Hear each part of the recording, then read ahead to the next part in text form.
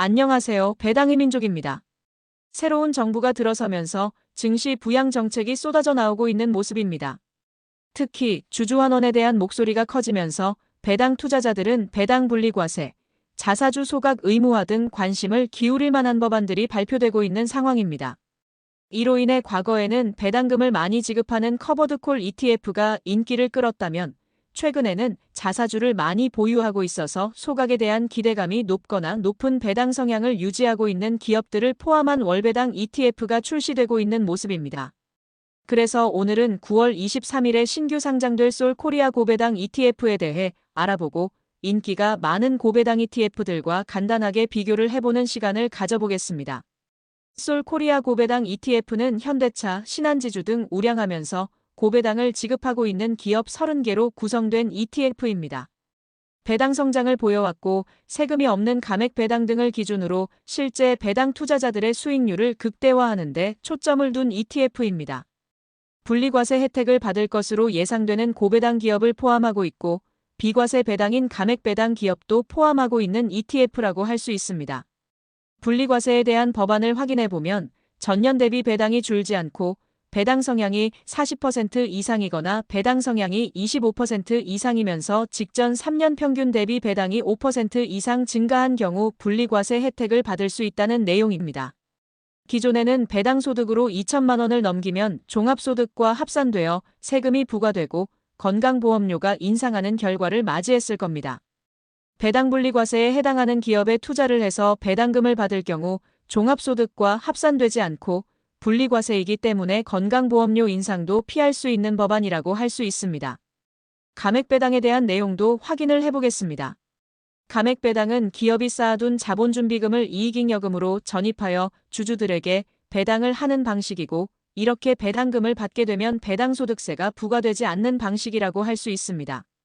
솔 코리아 고배당 ETF는 자본준비금을 이익잉여금으로 전입한 기업들을 ETF 안에 포함시켜서 비과세 혜택을 볼 수 있도록 만들어진 상품이라고 할 수 있습니다. 일반 배당과 감액 배당 구조를 간단하게 살펴보겠습니다. 일반 배당은 기업들의 이익을 기반으로 배당금을 지급하는 것이기 때문에 배당소득세가 발생하는 것이고 감액 배당은 기업들의 이익이 아닌 주식 발행 초과금을 기반으로 배당금을 지급하는 것이기 때문에 배당소득세가 발생하지 않는 것입니다.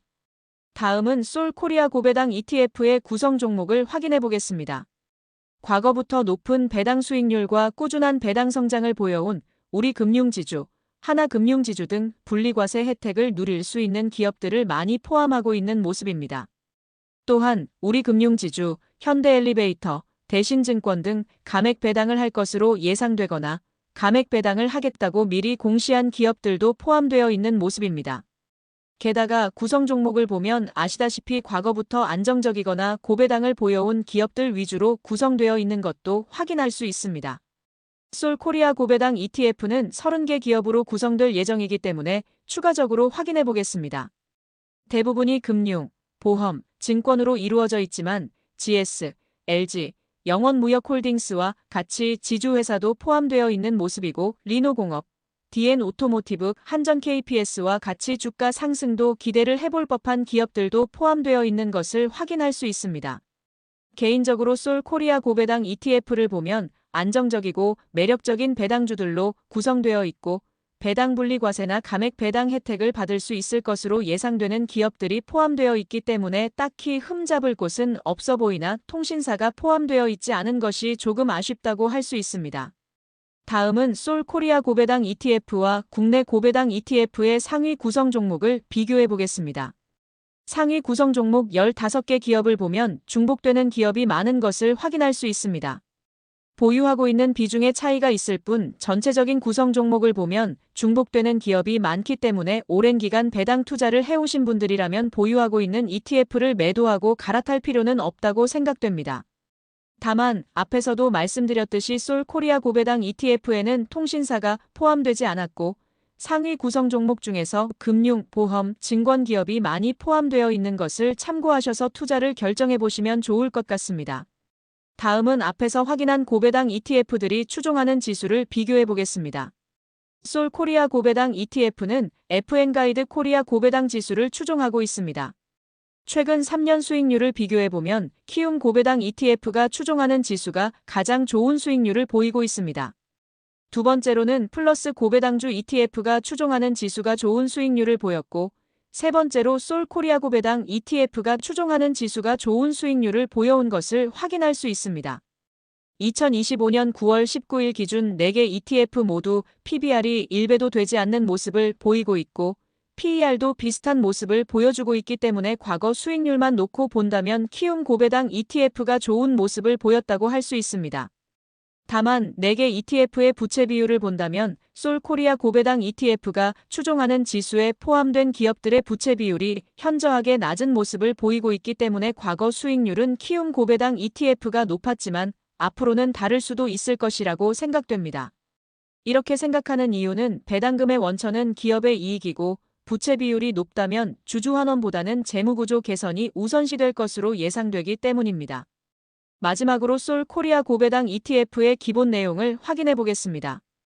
상장일은 9월 23일이고 상장된 직후 기관에서 매도 물량이 많이 나올 수 있기 때문에 천천히 투자를 결정해도 늦지 않으리라 생각됩니다. 솔코리아 고배당 ETF는 매월 중순에 분배금을 지급하는 ETF이고 총 보수는 0.15%로 결정된 모습입니다.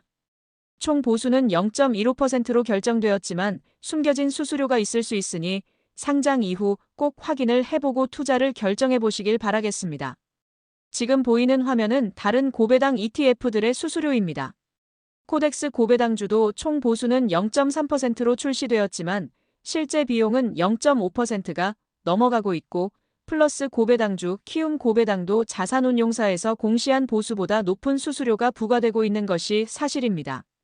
솔코리아 고배당도 0.15%로 공시했지만 실제 비용은 다를 수 있으니 비교를 해보시고 투자를 해나가셨으면 좋겠습니다. 지금까지 솔코리아 고배당 ETF에 대해 간단하게 알아보고 고배당 ETF들과 비교하는 시간을 가져봤습니다. 다른 고배당 ETF들과 구성 종목은 비슷한 모습이지만 감액 배당을 할 것으로 예상되는 기업들이 상대적으로 많이 포함되어 있어서 금융소득 종합과세에 해당하는 분들에게는 매력적인 ETF라고 생각됩니다. 개인적으로 개별 상품에 대해 언급을 하지 않는 편이지만 얼마 전에 상장된 플러스 자사주 매입 고배당주도 매력적이라고 생각되고 이번에 상장된 솔코리아 고배당도 매력적이라고 생각됩니다. 다만 서로 다른 ETF들은 추종하는 지수가 다르고 지금 당장에는 구성 종목이 비슷할 수 있으나 시간이 지남에 따라 구성 종목이 크게 달라질 수 있으니 투자하고 계신 ETF들의 리밸런싱을 주기적으로 확인하셔서 안정적인 배당 투자를 지속해 나가시길 바라겠습니다. 그럼 이상으로 오늘 준비한 영상을 마치겠습니다. 영상 내용이 도움이 되셨다면 구독과 좋아요 부탁드리고 궁금하신 내용은 댓글로 남겨주시면 감사하겠습니다.